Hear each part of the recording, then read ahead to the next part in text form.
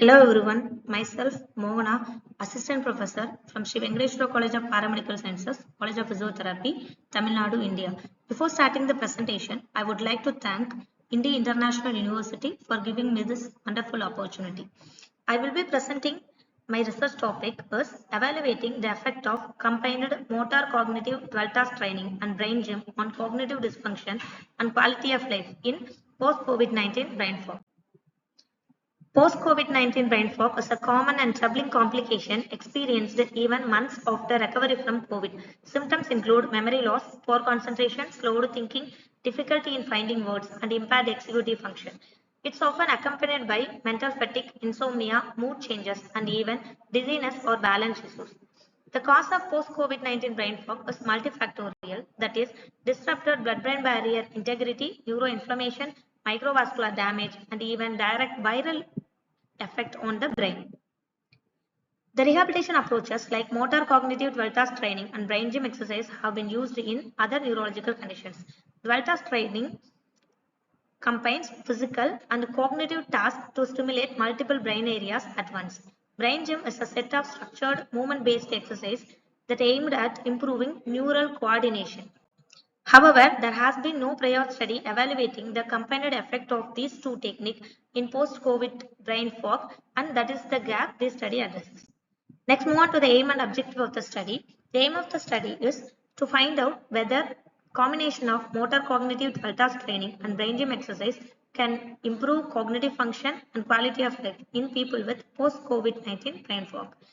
And the objective of the study is to evaluate the effect of motor cognitive 12 task training and brain gym exercise on cognitive function in people with post-COVID-19 brain fog. And another one is to evaluate the effect of motor cognitive 12 task training and brain gym exercise on quality of life in people with post-COVID-19 brain fog. Next, move on to the hypothesis. We set our null hypothesis as there will be no significant improvement after the combined intervention. Our alternative hypothesis is there will be a significant improvement in both outcomes. Next is a methodology. This was a true experimental study design conducted in our physiotherapy outpatient department. We included adults aged 25 to 40 recovered from COVID at least 6 months prior who reported cognitive dysfunction.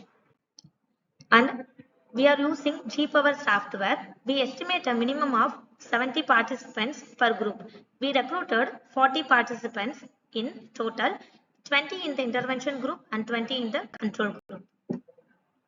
And these are the inclusion criteria for the study, and we excluded those with neurological disorder, psychiatric illness, or conditions limiting physical activities.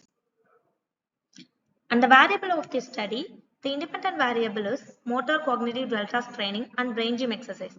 The dependent variable is cognitive dysfunction and quality of life. Next, move on to the group allocation. Group A is the intervention group. They are received combined motor cognitive 12 task training and brain gym exercises. Group B is a control group, received only routine care or general health education.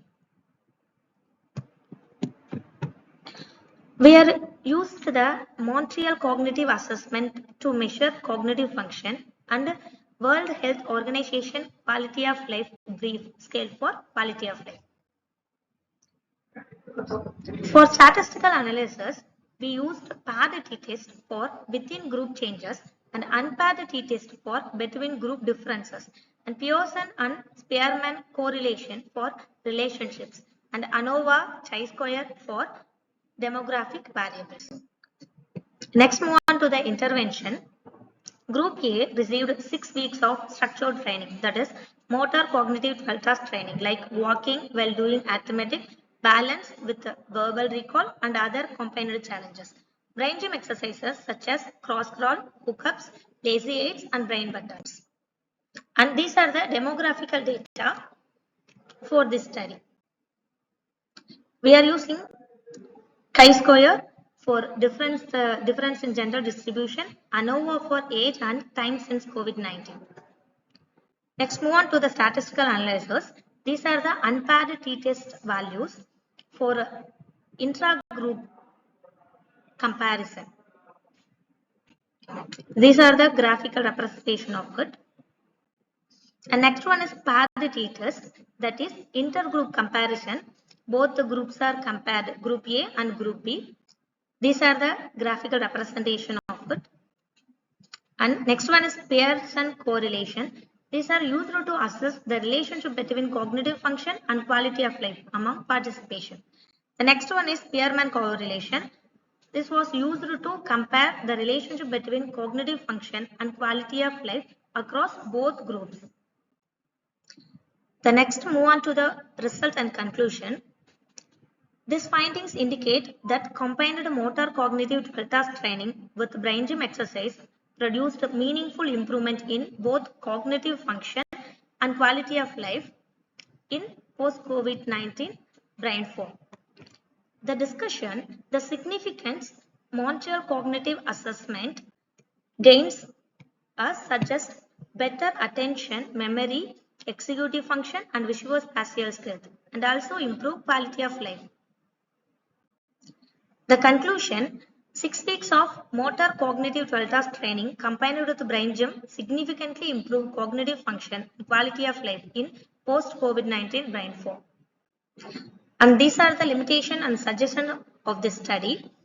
The limitation or study was limited by small sample size, short duration, single center setting, and lack of long-term follow-up. The future recommendation is future researchers should involve large multi-center trials, include long-term follow-up, compare with other interventions, and use objective neuroimaging measures and study optimal exercise dosages. And these are the references for this study. Thank you.